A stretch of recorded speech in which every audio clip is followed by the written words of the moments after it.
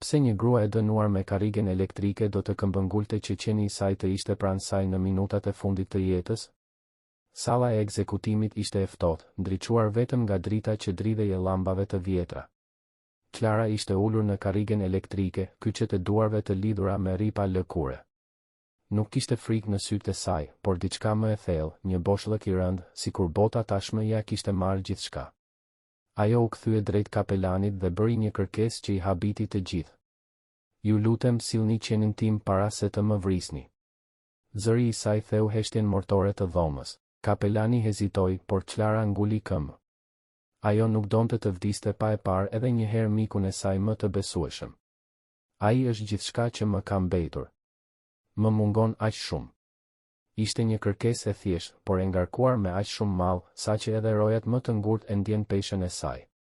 Farma ku Klara punonte dukej gjithmonë e qetë. Angela, vajza 10 vjeçare e pronarit, ishte drita e atij vendi. Me buzëqeshjen e saj që ndriçonte si diell, ajo vraponte në përfusha me Bobin, qenin besnik të Klarës, gjithmonë pranë saj. Klara, një grua e thjeshtë dhe punëtore, kujdesej për pronën dhe jetonte në një kabinë të vogël pranë shtëpisë kryesore. Jeta e saj ishte e qetë, e thjeshtë, e shënuar nga shoqëria e Bobit, të cilin e kishte shpëtuar vite më parë. Por gjithçka ndryshoi në një mëngjes të qetë. Angela u zhduk pa lënë asnjë gjurmë. Vajza që gjithmonë zbriste për mëngjes me një buzëqeshje të pafajshme, nuk u shfaq askund. Farma ra në kaos. Arturi, baba i vajzës, i dëshpëruar, thiri policin dhe kërkimet nisën menjëherë. Klara po ashtu mori pjesë, duke ecur në përfusha me Bobin, duke e thirrur Angelën me zë të dridhur. Ajo i njite të gjitha cepat e pronës dhe ofroi ndihmën e saj. Por shikimet e punëtorëve dhe policëve tashmë ishin të ngarkuara me dyshim. Për shumë prej tyre, fakti që Klara ishte e vetmuar dhe e mbyllur në vetvete ishte arsye e mjaftueshme për dyshim. 2 ditë më vonë, hetimi mori një kthes të errët. Policia gjeti diçka në kabinën e Klarës, një fustan i Angelës me njolla gjaku. Dhe një arush pelushi e shyrë dhe e mbuluar me baldë. Zbulimi ishte shkatërues. Arturi, kur pa sendet, u rrëzua në gjunjë, i thyrë nga dhimbja dhe zemërimi. Për banorët e fshatit, kjo ishte gjithçka që u duhej. Ca se kloset. Sipas tyre, kujdestarja e thjesht kishte rrëmbyer dhe vrarë vajzën. Edhe pse nuk kishte trup, provat dukeshin të mjaftueshme që njerëzit të besonin më të keqen. Klara, ndërkohë, mbeti empir. Ajo mohonte me dëshpërim çdo përfshirje. Kjo është një gabim. Unë kur nuk do t'i bëja keq asaj. Bërtiti ajo, teksa policët e tërhiqnin me forcë. Por kush do të dëgjonte fjalën e një gruaje të varfër, të vetmuar përballë provave kaq të qarta. Bob, besnik si gjithmonë, u përpoq të ndiqte makinën e policisë, por një oficer e ndali. Latrat e tij të dëshpëruara kumbuan gjatë rrugës, ndërsa Klara zhdukej në një re pluhuri. Në gjykatë, salla ishte plot. Heshtja ishte pothuajse po aq e rëndë sa britmat që e kishin paraprirë. Figurës së brishtë të zonjës Luciana, nënës së Angelës, i varrej një vell i zi mbi fytyrë. Ajo ndenjë afër Arturit duke shtrënguar një shami të lagur me lodh. Arturi, me fytyrë të ngurtë sigur, mbante grushtat e shtrënguar duke luftuar të frenonte urrëtitjen që i diqte në sy. Ku është Angela? Ku është vajza ime? Bërtiti Luciana, duke treguar me gisht Klarën. Avokati i mbrojtjes, i ri dhe i papërvojë, mezi mund ta përballonte stuhin e akuzave që i vinte përballë. Prokurori u ngrit me një ton arrogant, zonja Klara ju jetonit vetëm, pa familje, pa dëshmitar, në një kabinë të izoluar. A nuk është ky ambient ideal për të fshehur një krim? Dhe ç'mund të na thoni për fustanin me gjak? Për lodrën e vajzës të gjetur në shtëpinë tuaj? Klara dridhej.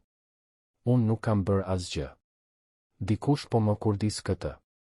Unë e dua Angelën si vajzën time. Por askush nuk e dëgjoi. Gjykata vendosi me shpejtësi, fajtore. Dënimi, karrigja elektrike. Kështu erdhën ditët e fundit të Klarës. Ajo nuk qau. Nuk u lut. Nuk bërtiti. Ishte si një njeri tashmë i vdekur që thjesht po priste aktin e fundit të mizorisë njerëzore. Por ajo kishte një kërkesë, të shihte Bobin, qenin e saj, për herë të fundit. Rojet nuk e kuptonin. Pse një grua që kishte vrarë një fëmijë do të donte një qen? Por Klara e dinte pse.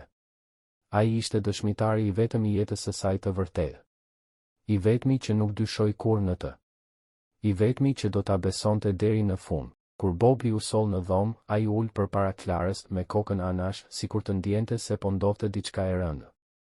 Sytë e tij të zinj, të dhembshëm, shikonin zonjën e tij pa e kuptuar tragjedinë që po e priste. Clara buzëqeshi për herë të parë pas shumë muajsh. Mirë se erdhe, djalosh, përshpëriti ajo. Bobby vuri kokën në gjunjët e saj, duke lëshuar një rënkim të ulët, të ngrohtë. Rojat u hutuan. Kapelani uli kokën. Njerëzit e pranishëm pan diçka që nuk e prisnin, një e dënuar e cila nuk po kërkonte falje, as shanse të dyta vetëm dashurinë e vetme që kishte njohur. Për Clarën nuk kishte rëndësi nëse bota nuk e besoi. Bobby e besonte. Ai ishte e vërteta e saj e fundit. Dhe është e lehtë të kuptosh pse një grua që po kalonte drejt vdekjes këmbëngulte të kishte qenin e saj atje, sepse në një botë që e gjykoi pa mëshirë, qeni I saj ishte I vetmi që nuk e braktisi kurrë.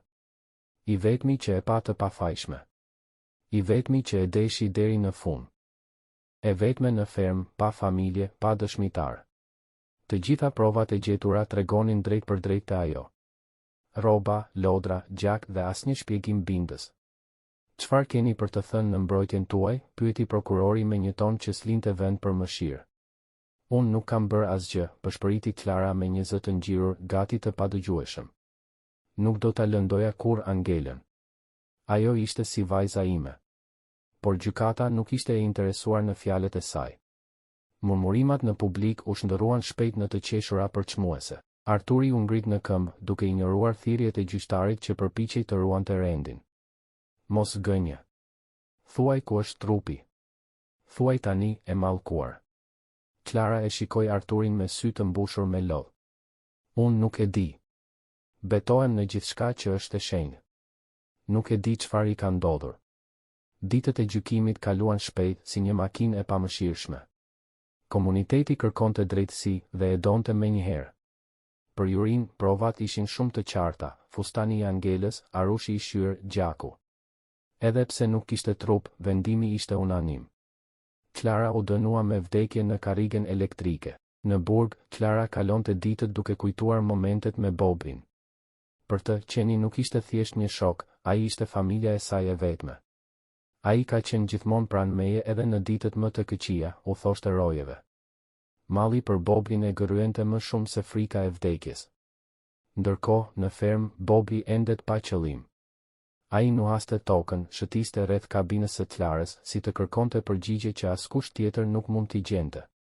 Punëtorët thoshin se ai nuk hante mirë, nuk flinte, rrinte pothuaj gjithë natën ulur para derës së kabinës bosh.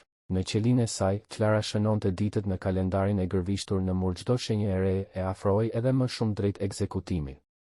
Por ajo që e shtypte më shumë nuk ishte zhurma e çelsave të rënd apo hapat metalik të rojeve. Ishte pesha e mendjes së saj. Një pyetje e egër, e vazhdueshme, e pafund. Kush e bëri këtë? Kush do të ishte I aftë për diçka kaq mizore? Provat ishin shumë të rënda kundër saj. Rrobat e Angelës me gjak arushi I shyrë të gjitha ishin gjetur në kabinën e saj. Clara nuk mund ta mohonte praninë e tyre, por nuk e dinte si kishin përfunduar atje. Kam qenë e pakujdesshme. Dikush ka qenë këtu dhe unë nuk e kam vënë re, mendonte ajo, duke u përpjekur të kujtonte çdo fytyrë, çdo detaj të ditëve të fundit. Mendja e saj ishte bërë një labirint. Kush do të kishte guxim të dëmtonte një fëmijë? Pse po e fajsonin atë? Çfarë nuk po shite ajo? Këto pyetje jehonin pa pushim në kokën e saj, si një kor I padukshëm që s'heshte kurrë. Ditën e ekzekutimit, Clara u ul në karrigen elektrike. Dhoma ishte e ftohtë, muret gri, llambat e vjetra dridheshin sikur edhe ato dridheshin nga ajo që po ndodhte aty. Clara ngriti kokën drejt kapelanit dhe bëri kërkesën e saj të fundit. Ju lutem kërkojeni qenin tim. Dua vetëm t'i them lamtu mirë. Vetëm kaq. Rojet u pan mes tyre, të hutuar. Kur nuk kishin dëgjuar një kërkesë të tillë. Një qenë në minutat e fundit të jetës së një të dënuare? Kapelani hodhi hapin e parë, ndoshta duhet t'ia plotsojmë. Është dëshira e saj e fundit. S'kemi të drejtë t'ia mohojmë. Drejtori I burgut, një burr I ashpër dhe I rrept, hezitoi. Ky nuk ishte protokoll. Nuk kishte rregull për këtë. por më në fund ai lëshoi një pëshertim të gjatë dhe tha, gjeni qenin, pezullojeni ekzekutimin derisa ai të jetë këtu. U krijua një heshtje e rëndë në dhomë. Disa roje nuk e kuptonin, të tjerë shinin në sytë e Klarës një dhimbje kaq njerëzore, saqë e kuptonin pse drejtori kishte pranuar. Orë më vonë, një makinë e vjetër u ndal te porta e burgut. Brenda saj ishte Bobi i dobët me gëzof të pluhurosur, por me sytë ende të gjallë, plot besnikëri të verbër. Sa po dera u hap, ai kërceu jashtë, nuhati ajrin me ethe, si të ndjente Klarën aty pranë. Rojat mezi arritën ta mbanin të ripat, sepse ai tërhiqej përpara me gjithë forcën që i kishte mbetur. Në dhomën e ekzekutimit, për herë të parë pas shumë muajsh, sytë e Klarës u mbushën me jetë. Dera u hap ngadalë dhe Bobi u fut brenda, duke u tërhequr pas zinxhirit. Sa po e pa Klarën të ulur në karrigen elektrike, ai u shkëput nga roja dhe u hodh drejt saj. Qeni vuri kokën në gjunjët e saj dhe lëshoi një vajtim të ulët, të dhimbshëm. Klara i vuri duart mbi kokën e tij dhe mbylli sytë, duke marrë frymë thellë, si të donte të ruante aromën dhe ngrohtësinë e tij përtej vdekjes. Më fal, djalosh. Më fal që nuk isha aty për të të mbrojtur, pëshpëriti ajo, ndërsa lotët i rridhnin qetë. Rojet u kthyen me fytyra të përlotura. Disa prej tyre ishin parë duke fshirë sytë me mëngë. Kapelani ishte në lutje të heshtur, ndërsa drejtori qëndronte i palvizur, i goditur nga një dhimbje që nuk e priste. Nuk kishte më as të qeshura, as dyshime, as zëra të ashpër. Vetëm një dhomë e mbushur me njerëz që për herë të parë shihnin dhimbjen e vërtetë të Klarës. Në atë moment të fundit, të gjithë e kuptuan, Klara nuk po kërkonte mëshirë. As drejtësi. As falje. Ajo po kërkonte të vetmin qenie në botë që e kishte dashur pa kushte.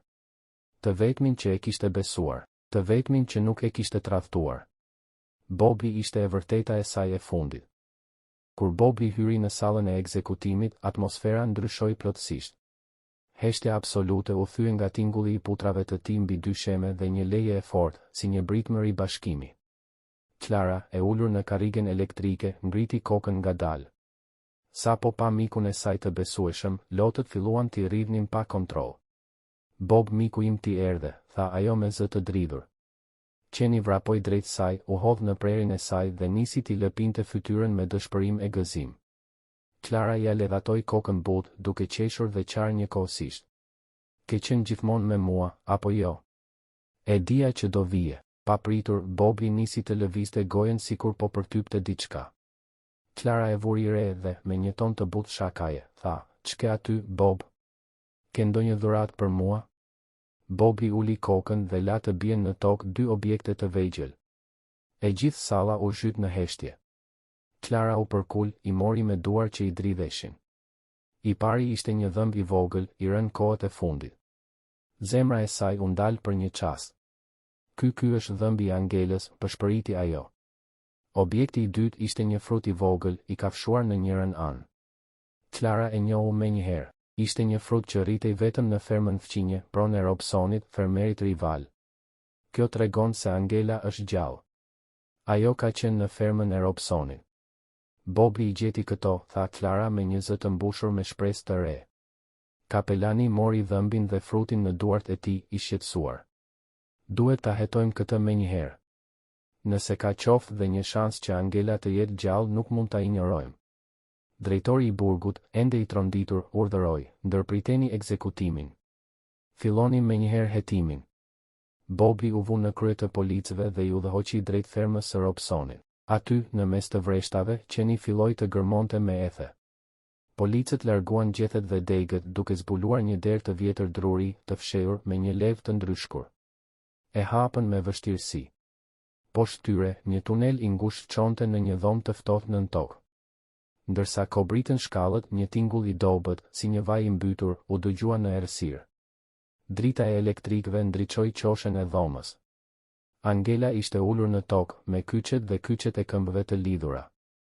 E dobët, e frikësuar, me fytyrë të zhveshur nga ngjyrat e fëmijërisë. Luciana u hodh drejt vajzës së saj, duke e përqafuar me tërë forcën që kishte, sikur donte ta mbronte nga çdo e keqe që ende e rrethonte.